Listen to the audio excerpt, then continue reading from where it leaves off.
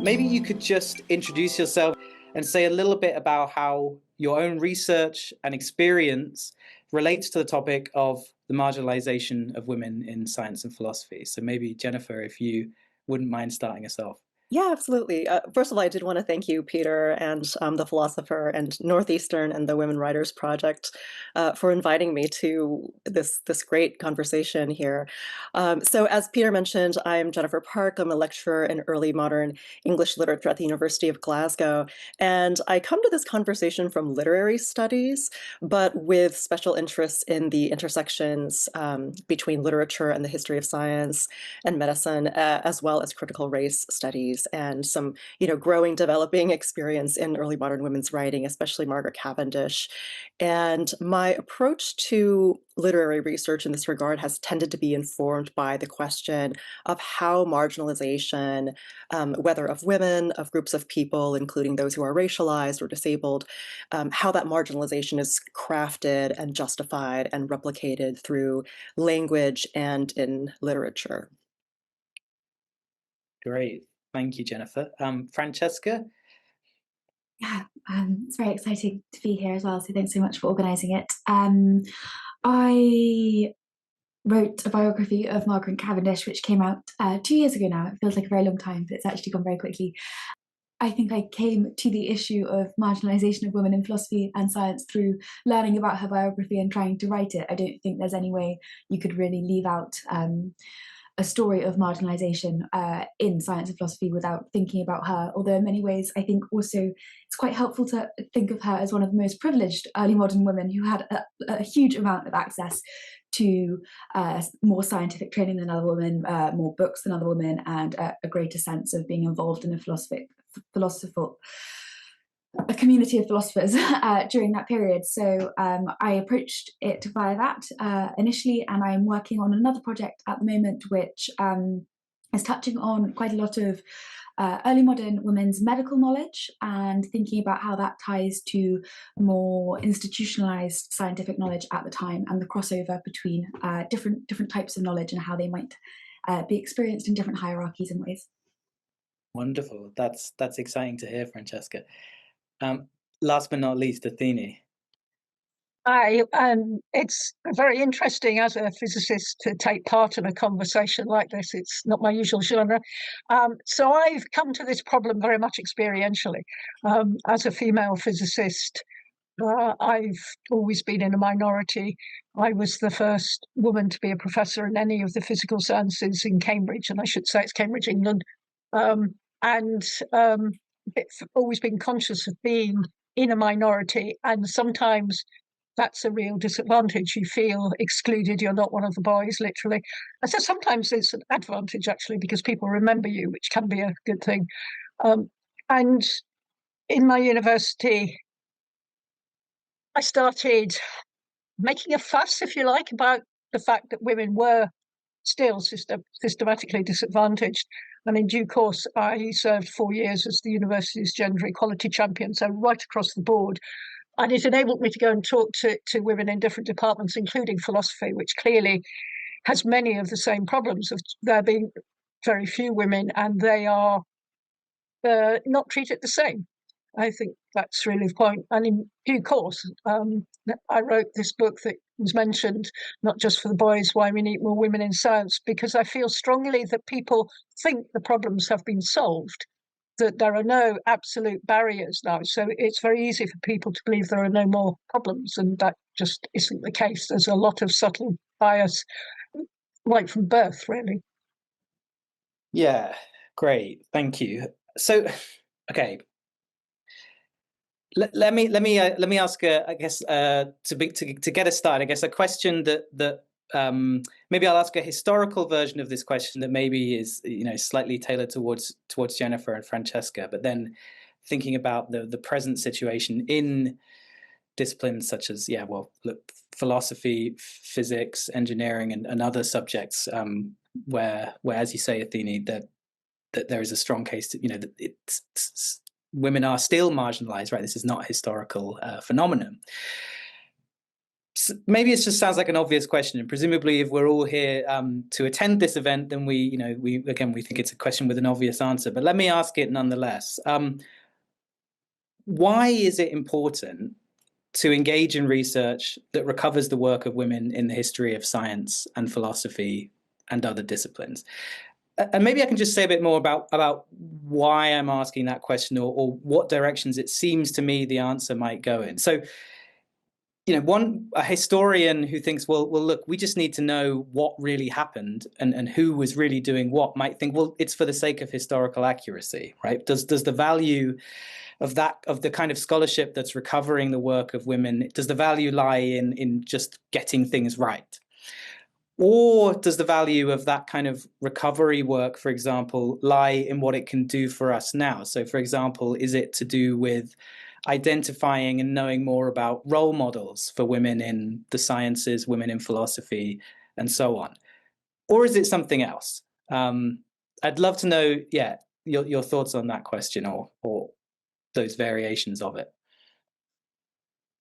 I often think that it changes how we perceive of history. I think it's quite easy to perceive of history from quite a detached point of view as being almost true or false in a binary pursuit, and you will find out what is exactly true and then it's all done and you don't ever have to read another book, and no book could ever be written again on the 17th century, for example. But if you start looking for perspectives which might not have been in the big book about the 17th century that was written 20 years ago, or perspectives which maybe haven't been as well preserved in archives, or maybe not as catalogued as fully, or even in some cases still haven't been catalogued at all and they're in country houses around the country or something, and you start to reveal so many other types of history, which is really interesting. And I think it's quite often, women's history often gets defined as the more domestic. It's maybe a history of childbirth or family life and all of these things, but it doesn't necessarily have to be. And even if it is, that doesn't mean we should denigrate it at all. But I think it's a sense of, I always thinking of it as like a kaleidoscope of different perspectives, and all of a sudden you can understand so many different things. I like the idea of it being applicable to today, but I don't think it's necessarily, it shouldn't be the only reason that we study history. There's a value in finding out these historical perspectives for their own sake, I like to think. Mm-hmm. Yeah, I like what Francesca was saying, actually, and I think this is such a great question too, and it made me kind of think about all of these different angles, for example, that you were proposing, Peter, right? It can go in these different directions. And as I was kind of thinking about this idea of, whether it's about kind of a historical accuracy or is it some value in the present, it did make me kind of think of, it's sort of both of those things and beyond in a way. On the one hand, there's this idea that, right, that representation matters, for example, and visibility matters, but that the value doesn't just kind of rest, I think, in that representation. And even in terms of, say, something like historical accuracy, I think even more than just accuracy, it almost becomes a matter of historical capaciousness to kind of see that richness and variety that kind of comes up as you kind of embark on these kind of on these historical kind of trails, as it were, right, and do that kind of recovery work. And I think that can unearth new ways of knowing and understanding in a way. So I'm thinking, I'm also kind of mindful of kind of, Athene kind of having those experiences herself too, and just kind of thinking about the value of the way that, women in these fields will come at it with different perspectives, for example, that may enable us to kind of as a whole rethink or reevaluate what we've maybe come to consider as the status quo, or that what we've taken for granted in certain ways. So I think I guess I find it really kind of exciting and valuable to think about the ways that that recovery work can unearth different forms of kind of creativity and knowledge making in that sense. I think the issue that Francesca mentioned about things being hidden in country houses, one of the things that was completely coincidental when I was writing the book was I was approached by a librarian who found some books in one of the college libraries that were Mary Astle's, and this included Descartes' book, which she had annotated. And, she actually went and worked at the Royal Greenwich Observatory. I mean, she was slightly after Margaret Cavendish, but not much. And people, Mary Astle is well known in certain spheres, but the idea that she was involved with science didn't seem to have had any knowledge. And it is by chance that Magdalene had got these books and had discovered them and worked out that they were hers and found this copy of Descartes. And and then they approached me to ask me about it. And it just makes me wonder how many women actually did, sort of play around a little with some of the scientific ideas at the time, and we will just not know because their books were thrown out, or they never wrote anything down. I think much more recently, if you take from about the late 19th century on, there are quite a lot of women who did quite a lot of things and who are, if you like, being discovered, who worked as assistants. For instance, I think it's the Harvard Observatory. There were a lot of women there doing calculations, but actually coming up with original ideas. And these women are sort of being teased out of the woodwork, as it were, to realise that there were far more than people thought. And I find that fascinating too. And I think it is relevant to young women today to know that for the last 100 and some years, there have been women who wanted to do these kinds of things. Yeah, the Mary Astle discovery is very exciting. Yeah, and Astle herself is, so we already have two names of people who, if they are not familiar with Margaret Cavendish and Mary Astle, do go away and Google them. Yeah, Mary Astle is an early writer who's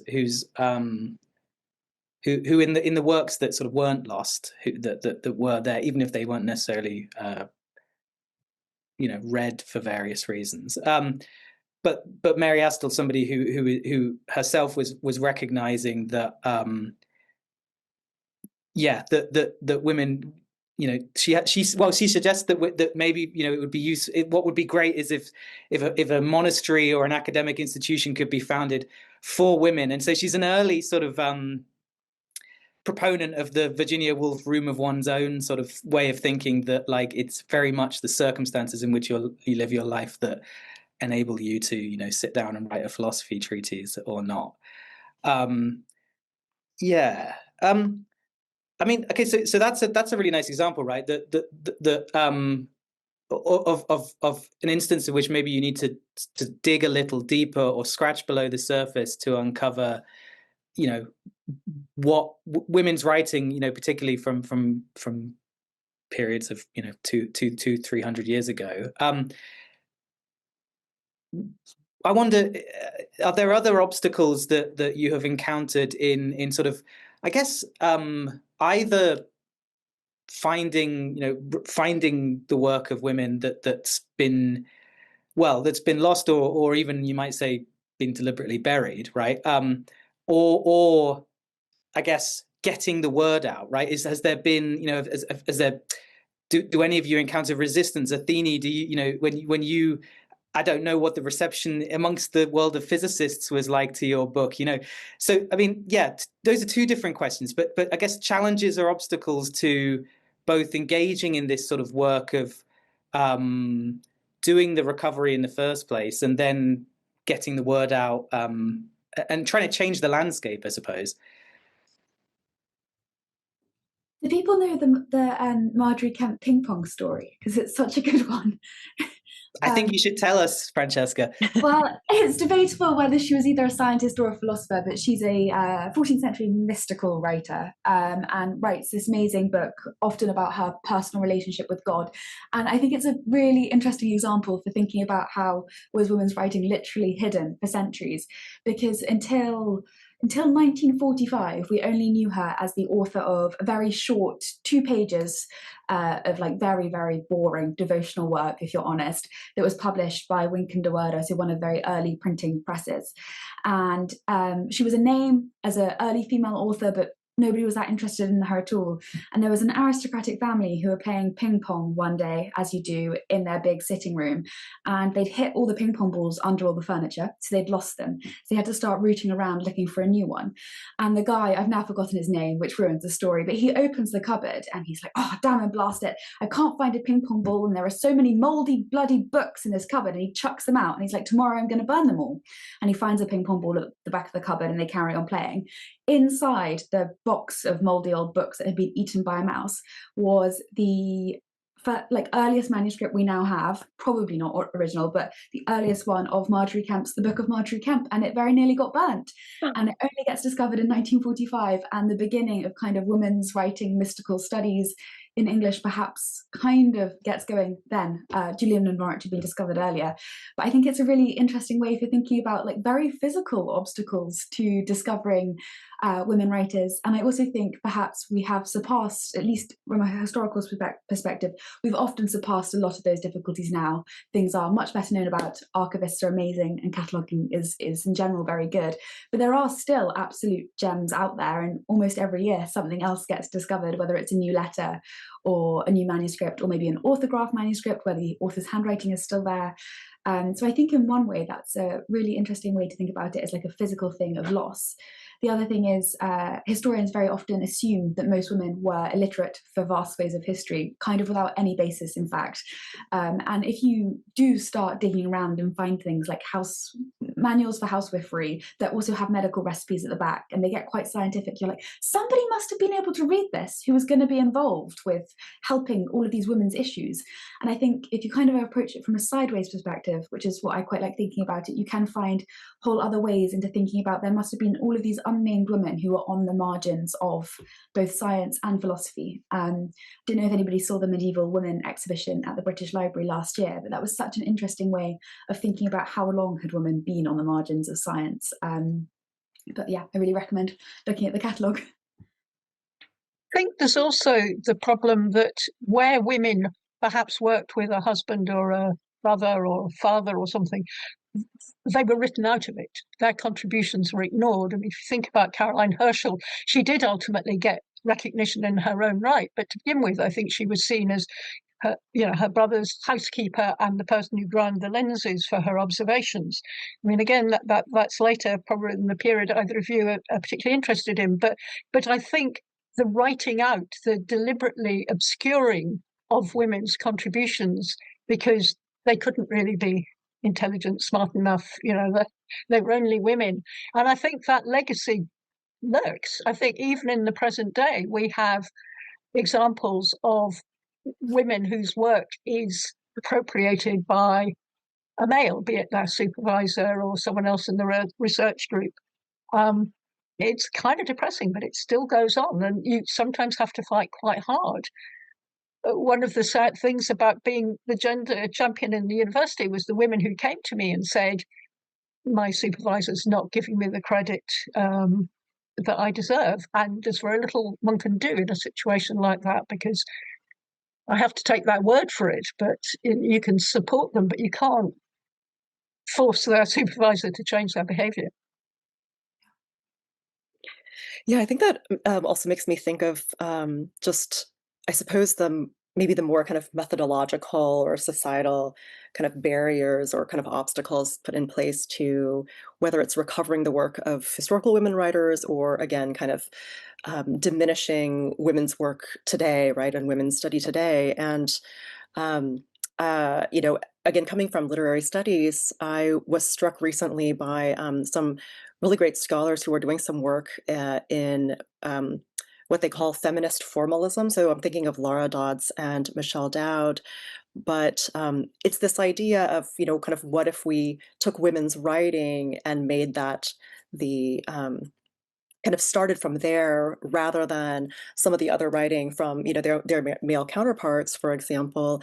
And Liza Blake has done this really great study on Cavendish's Atom poems, for example, and she raises this great question about, what if those of us who are doing literary studies or literary scholars, and we've been trained upon close reading based on poets like John Donne, what if instead, literary scholars were trained on Margaret Cavendish's poetry, for example? And so it kind of makes me think of the way that kind of structurally and kind of historically, there were certain values of kind of validity and kind of certain maybe literary standards, for example, that were placed on writers who weren't women, and the way that even kind of in the scholarship, these are scholars who are trying to kind of bring this into the forefront now, but this is because of so many decades of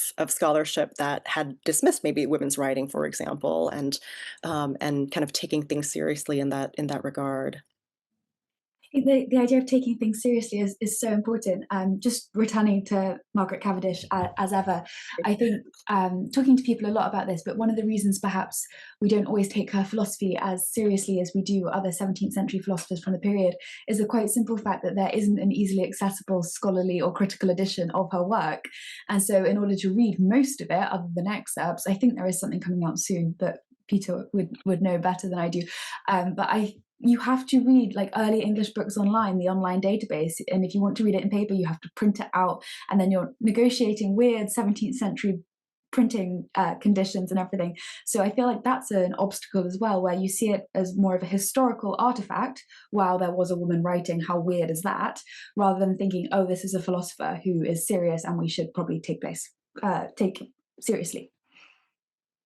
I mean, it's interesting that the Royal Society, which of course she famously visited, absolutely refused to take her seriously. And I'm a microscopist, and she wrote quite a lot about microscopy because she had actually, when she was in Paris, she had actually, worked with the sort of latest lenses, and she was saying things that are absolutely true, but people like Hooke hated it because they were criticizing microscopy, instead of recognizing that she was actually saying that lenses were imperfect and you could only see the surface of a sample, which were absolutely correct statements. But because it was a woman who said it, they were just, no, that's just rubbish. She doesn't know what she's talking about. And she did. I find that really sad because she had first-hand experience, and a lot of the people who poo-pooed her wouldn't have had that first-hand experience of working with lenses. Yeah, I mean, I think those are all, really insightful points. And I mean, just to build on one thing that you said there, Francesca, about the availability of text, for example. I mean, I've been trying to, well, I am teaching a course on that partially is on Mary Astell at the moment, and I did find immediately a barrier is the same thing. It's the best you can do is send your students to read a digital facsimile of the actual 18th century text, which for those of us who like reading early modern texts is great, but for the average undergraduate student is off-putting and is a barrier to engagement. I mean, I would say, for example, the Women Writers Project that is supporting the project that we're working on is doing great work in terms of developing archives of the writing of people like Cavendish and Astell. And there are other, there are increasingly more digital projects that are, helping make these things accessible. I mean, I was just listening to you guys, listen to you speak just then. I mean, sort of two sort of concepts or I guess just words that came to my mind, which maybe I thought would ask about stereotypes and canons. So maybe, how important or how influential or perhaps how inhibitive are canons in our various disciplines, right? The canonical lists of texts and thinkers, which certainly in philosophy, I won't name any names, but relatively recently there was a text called The History of Western Philosophy that has a chapter on a bunch of, chapters on, I don't know, 100 philosophers, and none of them are women, for example. And I'm sure the same is true I would imagine the same is true in for example, physics, but I'd be interested to know about literature, Jennifer. But canons, and then I guess yes, how stereotypes. So, for example, if you ask generative AI, generate a picture of a philosopher to me, or generate a picture of a physicist, or generate a picture of an engineer. Again, I imagine it's likely to to look somewhat like me, right? So I don't know. Did anyone have any? I guess just I don't have a very specific question there, but just to put those concepts out there. It was funny actually what you said about. Oh, I'm sorry. Go ahead. No, go ahead.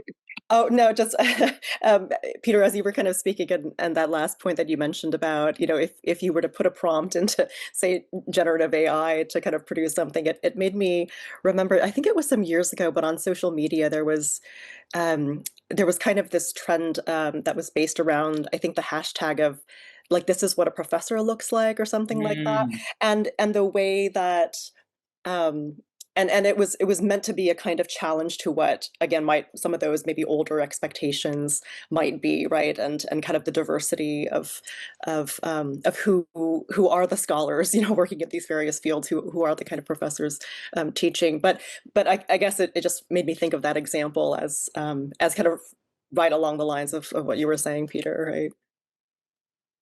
And I think as much as stereotypes, there is fact, if you get a text, you will have photographs of men and just about no women. And so if you are a 12-year-old girl or a undergraduate, you don't see yourself.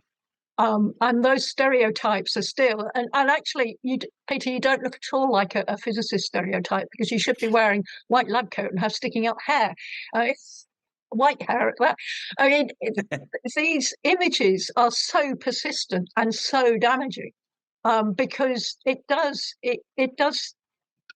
marginalise those who want to challenge that stereotype. But I think the absence of representation in standard texts, I mean, that's what I see. I mean, it's rather like the canon, but it's in a textbook, and you will have Einstein and Newton, and but you'd be lucky if you get Marie Curie. Yeah, and I suppose it's also worth noting, again, even if just for the sake of historical accuracy, that it's in depending on the discipline, but again, speaking from the perspective of philosophy, it's not a coincidence that there is this stereotype, right? Like I couldn't give you the quote off the top of my head, but there is a remark attributed to Kant, who is talking about Émilie de Châtelet, so a philosopher of what we would call a philosopher of science, philosopher of physicists, translated Newton, who to the effect of, well, look, she's such a great philosopher that she may as well have a beard, right? So the implication there is that it's this woman can do philosophy, but she's basically a man by virtue of the fact that she can do philosophy, right? That's actually such a great point, because I find that.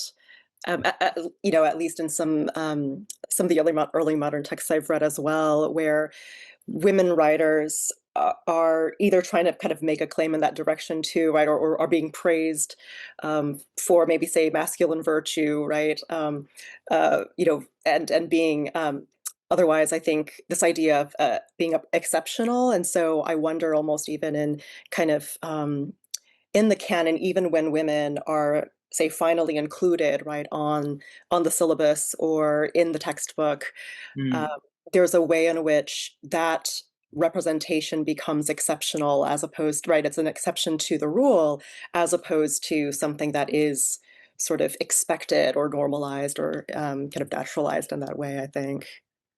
I was going to say a similar thing. I feel like we only ever hear of women being like partial add-ons to the canon. Like if you think in the 17th century, you have Margaret Cavendish, Mary Astle, and you never think of communities of female readers and female writers, which is a really big thing and was extant. And we have networks of women patrons, women readers, women who are involved in all forms of like knowledge and intellectual production.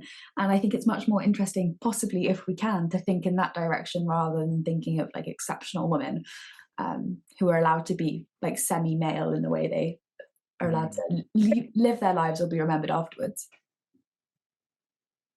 Yeah, I mean, just thinking about some of the history of philosophy scholarship that comes to mind, particularly in relation to what you've just said, Francesca, that there are scholars who have talked about, so scholars like Sarah Hutton is somebody who comes to mind, who have talked about what they call a phenomenon that the women presented as handmaidens to men, so, or women presented as riding on the coattails of men, right? So somebody, I guess a classic example would be you do your big course on Descartes' meditations, and then you say, and actually this Princess Elizabeth Bohemia also read Descartes and had something to say about it, right? As opposed, and then there are really important scholars who more recently who have tried to say, look, this is what we can say about Princess Elizabeth of Bohemia, and then secondarily, yes, sorry, go on. Yeah, I was just gonna say, or John Locke and Damaris Masham, you never take them seriously as a kind of having a conversation about anything. It's just what she thought about John Locke.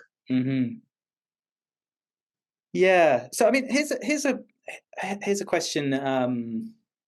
Well, maybe I can sort of, this question, I suppose, is maybe more pointedly towards Athene, but I think there's a broader question here, which I'd be interested in all of your thoughts on. I mean, one of the things that you say in Not Just for the Boys, Athene, is that you would like this text, so the title is about science, but I guess the idea is that the book is not just for, the book is also you'd like it to be read by men, right? So, is there anything that comes to mind? I mean, thinking about the context of working in physics over the course of your lifetime, but in 2025, what are the types of things that, is there anything on, men's own practices, behaviors that strike you as, if something that would be a significant positive change, or something that men in the sciences, and maybe this is a more broadly applicable question too. I mean, I think that my own view is that the sort of stereotyping, the subtle pushing boys and girls in different directions starts pretty much at birth. And so fathers obviously have a role to play there. But I feel very strongly that school has to try and counteract these stereotypes. And quite honestly, most teachers, certainly in this country, are not trained to think about it.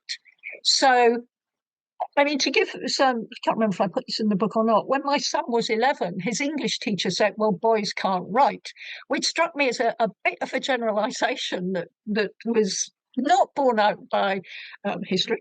But, the same kind of thing cuts the other way, that girls are saying, oh, do you really want to be an engineer? And these kind of, nobody's trying to be unpleasant.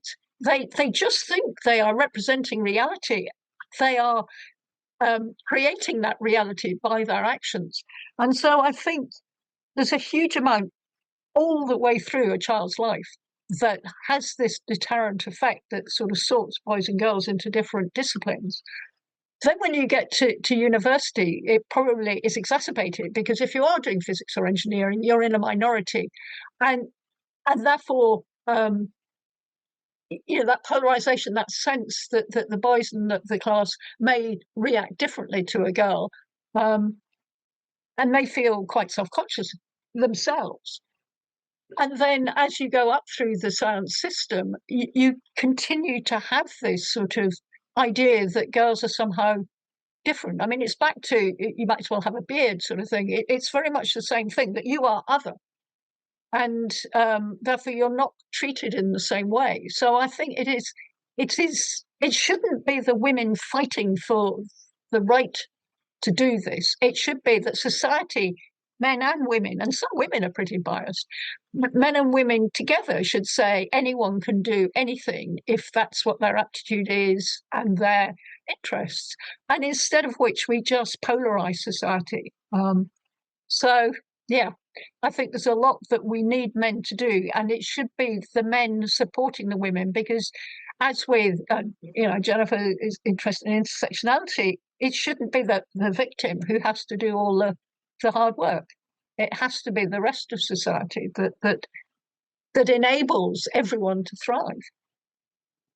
And I'm so struck too, Athene, with what you were saying about, in a sense, the teachers and the students kind of starting so young, they're already kind of getting socialized in that way. And some of the teachers, again, haven't had perhaps that, the kind of training, or haven't, done the kind of work to really think through some of these, some of these kind of preconceived notions, right, about gender and kind of you know, what roles are appropriate for, say, girls or boys, and just how, you know, when there isn't that kind of perhaps that level of kind of questioning and kind of recognizing that these are maybe inherited kind of cultural and societal kinds of beliefs, they simply end up just getting perpetuated in that way Yeah. and causing harm, right, to the next generation, and that just kind of continues to, you know, kind of going forward.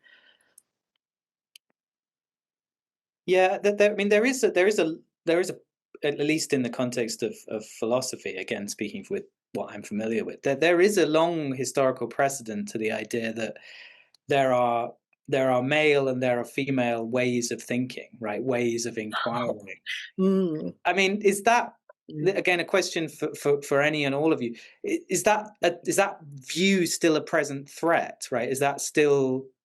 I mean, first of all, Yes. is it a load of rubbish? And second of all, you know, is it something we should be worrying about? And I mean, maybe you can answer this specific question, Francesca. What would somebody like Cavendish say about that idea? But yeah, maybe starting with the broader question, and then yeah. It's still prevalent, and to some extent, I mean, there's a lot of concern about gender attainment gaps, certainly in my university, and in a subject like history, which has one of the largest. The evidence seems to be that women have been taught, schooled, whatever, to write nice, thorough, well thought through, well argued essays, and men have been told, take a risk, the bright idea, go off in a direction, and examiners prefer the latter. Well, I mean, I feel this is utterly ridiculous, because if that's what the examiners want, they should be teaching it. And no one seems able, I mean, this has been known for, I don't know, 20, 30 years in Cambridge, and they just don't seem able to sort it out. I don't know how, you know, if it's true in Glasgow, but I suspect it is. So I think if there is a difference between how men and women think and write essays and all the rest of it, it is largely because they've been conditioned to do it by everything that's happened up till that point. Mm-hmm. Yeah, precisely. The way that they've been, right, conditioned and kind of trained, and how they've been encouraged in different ways. I'm struck when we're talking about this, about how many of the 17th century, 18th century and earlier women that we laud and put on a pedestal for being able to write their own philosophy and engage in intellectual pursuits were all often an anomaly, because they had an education that was more like that given to their brothers, or they had access to books which other women might not have had. Very few women in the early modern period had formal educations. Women prior to that were often taught how to read rather than to write. And the early modern women scientific thinkers and philosophers, as well as a lot of the poets as well, are often the ones who, for various reasons, be it an enlightened father, a tutor who was teaching their brothers, or just access to books, are the ones who had unusual educations. So I think if you were to try and ventriloquize Margaret Cavendish, she would both be very, very annoyed that people perceive a inherent difference perhaps in the way that men and women could aim themselves at intellectual pursuits, but she also did continually self-define her writing as womanly, in a kind of self-mocking but also very true way. She did believe in some kind of inherent difference, but also kind of turns it to her own advantage. She writes these brilliant lines, I think it's in Poems and Fancies, where she describes that poetry, spinning is work which is more fit for women, so like the art of textiles and everything. And she draws the line between poetry and spinning and says that this is a womanly medium for her to reflect on philosophical themes. So she's kind of using her gender as a way of accessing things which might have been closed off to her, which is maybe a slightly more nuanced answer than she might give if you were put on the spot, because I think she'd be like, don't talk me down because I'm a woman. But there's a lot going on there. Yes, as any good historian of philosophy knows, there's a difference between what they would actually say and what we will say on their behalf. Yes. So one thing, let me just say to the audience, if you have questions, we would love to hear them. So now is a good time to put them in the Q&A box at the bottom of your Zoom screen or in the chat. But let me just, I guess, while our audience is thinking about what they would like to ask, let me maybe just ask just a sort of final question from me.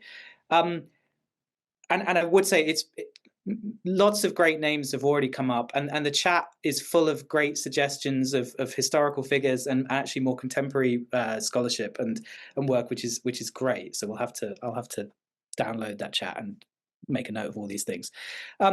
But just from you three, Athene, Francesca, and Jennifer, is there anyone who we haven't mentioned? Any women in the present or the history of your own disciplines, or any other discipline that you think we should know more about?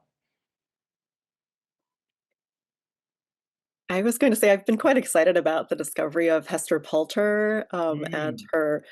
I think her works were recovered in like a single bound manuscript at the University of Leeds library. And it's just in manuscript form, but I guess a number of poems. I think maybe I want to say maybe part of a play or something. But scholars, I think at Northwestern University, so led by Wendy Wall and Leah Knight there, have created a digital edition of Poulter's poems. And her poetry spans kind of interests in scientific, religious, political, and personal revolution.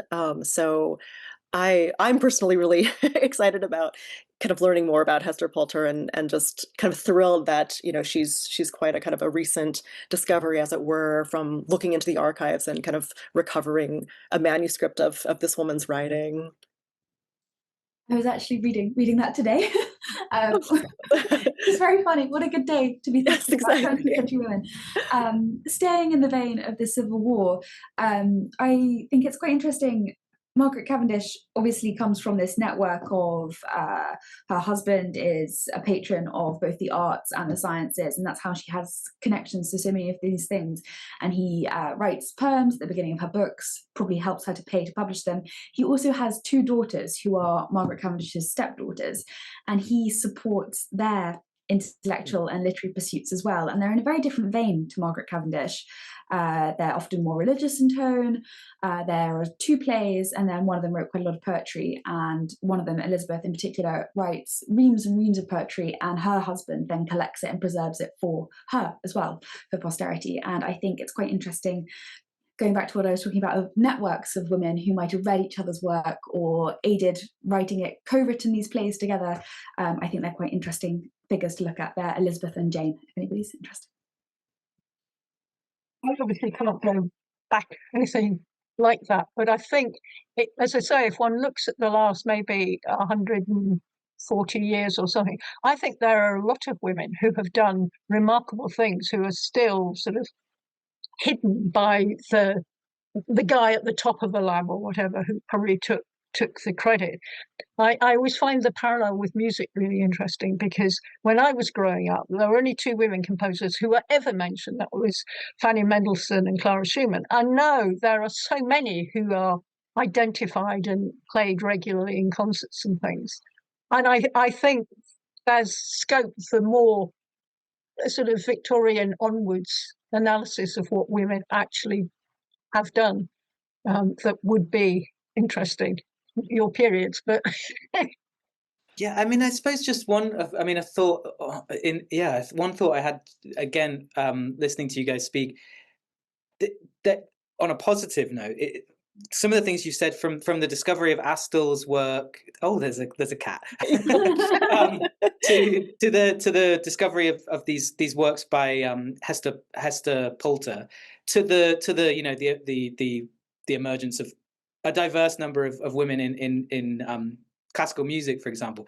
That does suggest, right? I mean, that there is some shift in what is seen as important, right? So for example, I mean, going back to the story of the family playing ping pong and then accidentally discovering that text, right? Or the discovery of the Astel work, presumably at some point in time, somebody might have seen that work by Mary Astel and just put it back on the shelf, right? So there is a positive, perhaps, in thinking like people are excited to discover the work of neglected and overlooked women, right? And that in itself, that's sort of a shift or a development in the approach to history, the historiography, and the way that these disciplines are conceived. Okay. let me turn over to questions from our audience. So here's an interesting question from Akitav. What role, and I will read these questions out, and if you have things you would like to say, then say them. If you do not immediately have things to say, that's absolutely fine too. No pressure to say something. What role might colonialism have played in promoting the marginalization of women in sciences across cultures and geographies that were otherwise more egalitarian than 15th to 17th century European kingdoms? I mean, Jennifer, perhaps you have thoughts on that? Yeah, I'm taking a look at the question again. So what role might colonialism have played in promoting the marginalization of women in sciences across cultures and geographies that were otherwise more egalitarian than 15th to 17th century European kingdoms? That's a really great question. And it is interesting to kind of think about, I think, the role that colonialism and imperialism kind of plays in the, kind of in the West, and in the way that, for example, in early modern England, how some of those structures of, budding racial categories, and other kind of means of differentiating groups can also be applied to women. And I almost wonder if, oh my goodness, pardon me, Mike. My cat is very excited about this as well. I would almost want to kind of also be in conversation with specialists in some of those other kind of nations and cultures and geographies, who I think would have a better sense than I do of the way that those gender dynamics are kind of playing out there. And I'm so sorry. um, uh, in order to maybe kind of have that dialogue about how then, oh my goodness, how that might have been changed um, by, say, British colonialism and the kind of the imposition of certain kinds of education, maybe the privileging of certain kinds of literary figures like Shakespeare, and the way that reading certain kinds of works will also kind of promote certain ideas about the role of women, or what the proper role of women is, right? Especially kind of in a Christian role, and kind of a sense of hierarchy there. So I, yeah, I guess I might want to have more of that discussion, I think, with historians of these other cultures, because I think that's a really key question about how colonialism is kind of affecting marginalization. Not just kind of at the epicenter, say in Britain, but how that kind of ripples outward kind of throughout the globe as well. We had a question a little while back that I just dug out. So the question came from Nina, who asked, in the history of women in engineering, we sometimes refer to the wives of engineers who themselves became involved, essentially by paying attention, learning, and then assisting, as engineers by marriage, because it was before they could formally qualify in engineering. And the question was, is that idea, or I suppose that phenomenon, at work in other women's histories? I wonder if anyone has thoughts on that. It makes me think of the stationers and the printers, which were, so stationers and printers were people in the early modern period who printed books. They physically ran the printing presses, put the paper in, typeset all the letters, and you get a book at the end. And it's a highly regulated job in early modern England, because to some extent it's controlled what books can be printed, it's controlled how much, what printers are able to print them. And so it's highly regulated by a guild, the company, the stationer's company. And in order to be a stationer, a full stationer with access to your own company and your own people who work for you, and in order to get licenses to print books, you have to be male, pretty much.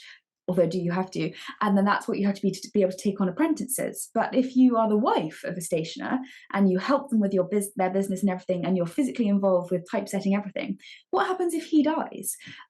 Do you suddenly no longer have a family business? Can you not, print any books? Not at all. There are so many examples of women who, after their husbands died, carried on printing books, not only printing the same things they had before, but taking on new work and making the decision about whether or not something was too politically difficult to print, or whether they wanted to print something, whether it was in line with their political opinions. And this gets quite tense and important as you get into the years of the English Civil War. But you have women who that they were stationers by marriage, and I think they start off being quite invisible, and you can kind of see them through thinking about how they might have existed.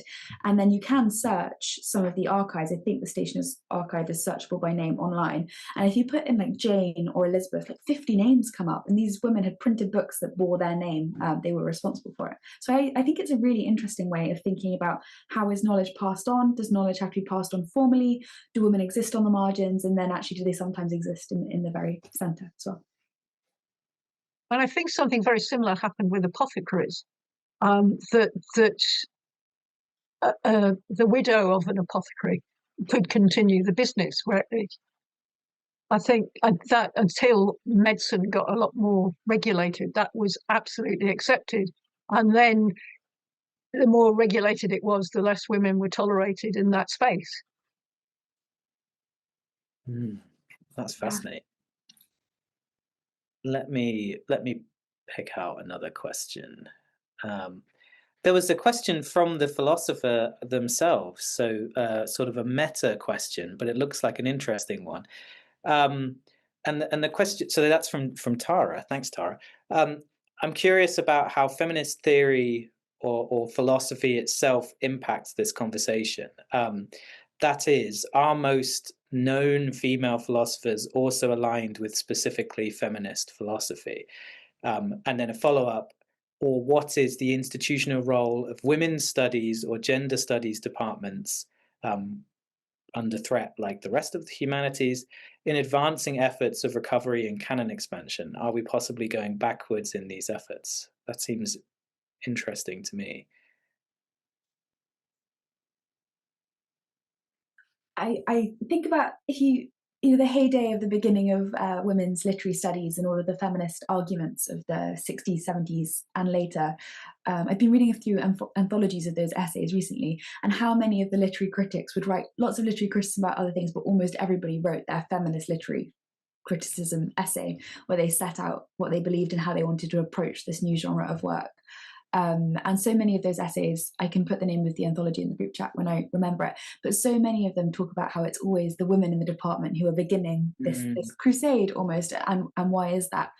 But I don't think we should expect women literary critics, women philosophers to continually theorize about the female experience. Maybe that isn't necessary, but I could be wrong. Maybe that is praxis, or maybe that is what we want and expect. But I like the idea that it's a choice and people can come to it.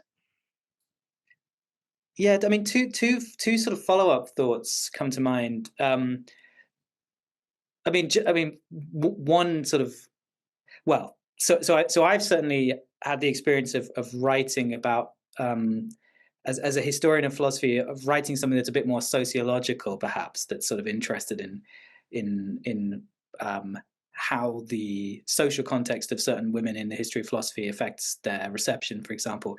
And I have at least once had feedback from an anonymous referee that perhaps this would be better suited to a feminist journal, right? So there's some that's just one account, but there's something interesting in that, I think, because it seems exemplary of something broader. But I suppose maybe two follow-up things, and maybe this is where Tara was coming from, or at least it seems related to me. One is, okay,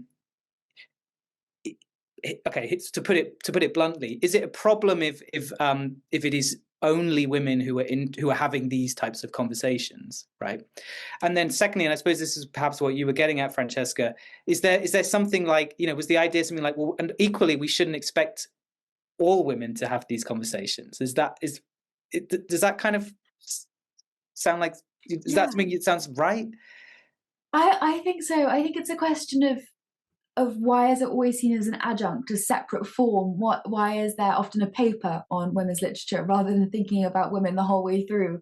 Why would you do your papers on the 16th, 17th, 18th, 19th century, then do all of women from all of time, rather than thinking about it in a more cohesive manner? I really think there is vital work being done on like women's studies courses, women literatures, specific modules and all of that. I think that is so important. And I would never want that to stop. But I think maybe we don't want to kind of pigeonhole it and make it an entirely separate discipline when it is obviously, and what we're probably aiming at is expanding the discipline to include all of these other perspectives. But I'm sure both Athene and Jennifer have their own opinions. I mean, it seems to me if you separate it out, it's just a way of saying we don't have to think about it.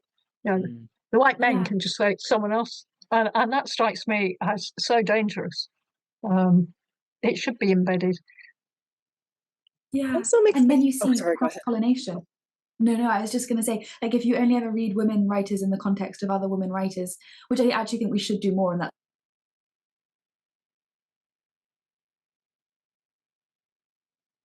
Francesca looks like she's frozen for a moment. Jennifer, did you want to? Oh yeah, I think I was just going to say it's I mean it's not exactly the same thing, but for some reason it also made me think of when I've heard from say colleagues or other scholars, whether during graduate training or kind of afterwards, who were women who didn't necessarily want to do, say, like a dissertation on a feminist topic because they wanted to show that they could also do, work the same kind of work that that male scholars do. That kind of idea, and the way that there's that tension, I guess, about the ways in which maybe certain kinds of topics or approaches is that to kind of have it be labeled as kind of a feminist methodology, while it's meant to be something that helps kind of promote women's writing, for example, or kind of other kinds of methodologies that even women scholars more recently might think of it as something that's a limitation for them to take on. I mean, not all the time, of course, but the fact that that's still something that is, I suppose, again, kind of under tension in some way. Mm-hmm. The kind of separating off, I want to prove that I can, write on Shakespeare without it being kind of a feminist take or something like that. Mm-hmm. Yeah, and I think sometimes there's an interesting question of depending on who and when you're looking at, whether certain figures would want to be construed as a feminist or as a figure within the history of feminist thought or something like that. Maybe we can just do one more question, because it seems to me like quite a provocative and interesting one. Well, not provocative, but it's an interesting one. What it is about is something provocative rather than the question being provocative, which is how might we encounter and engage with great or classical, or I guess we might say canonical texts today, for example, in the classroom, that promote notions of women's inferior thinking, intellectual acuity, or so on. I suppose there's a broader question there, not to sort of, but I guess there's a broader question there, or maybe it's a follow-up question of, plenty of thinkers in the history of thought generally had less than progressive views on women's intellectual capacities, and yet they are frequently taught. And so how do we deal with that, I suppose, is the question. I think it's difficult, but I don't think you shouldn't teach them. I think, well, it depends whether you're teaching the thinker. I don't know who to take as an example, but if you're teaching them for something else which is not necessarily their theories or thoughts about women, then do you have to touch on it? Probably yes, in order to give a fuller picture of the person, I feel like, and a fuller picture of their philosophy and how they perceive of differences within humans and differences within intellectual capacities and all of that. I think that's very important to touch upon, but I think it would be dishonest and probably not helpful for anyone if you swept it under the rug. And I think, I think these things should be taught with, but you should trust students and trust readers and trust people who are interested in these things to be able to tell the difference between something which stands up to thought. When you're teaching philosophy and thinking about all of these things, surely we're always just testing thoughts and seeing how far they go and how much, to use a metaphor, how much they hold water. So you can do the same with theories of gender difference and all of that, and see how much they hold water as well. Mm-hmm. I mean, it's not as if Aristotle got everything right. His views about what's going on in the sky is not very accurate. So I think teaching students, it's something very much in the world of AI we have to worry about. Teaching students how to think critically is kind of important. So it ought to be possible to say, no, he wasn't always right. In fact, he probably wasn't right very often.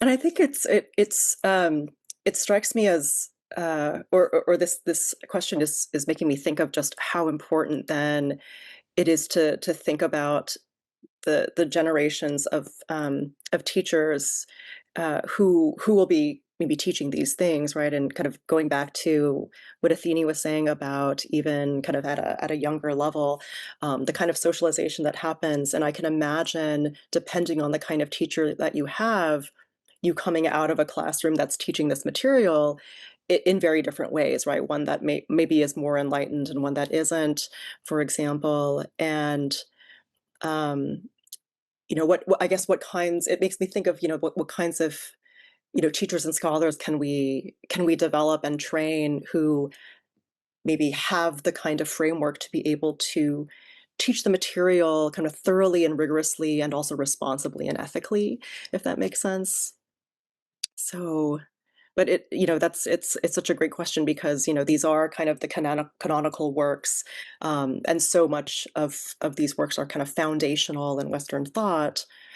What it does kind of, raise the question of what's our imperative, perhaps as 21st century kind of scholars and thinkers in approaching these works and teaching these works.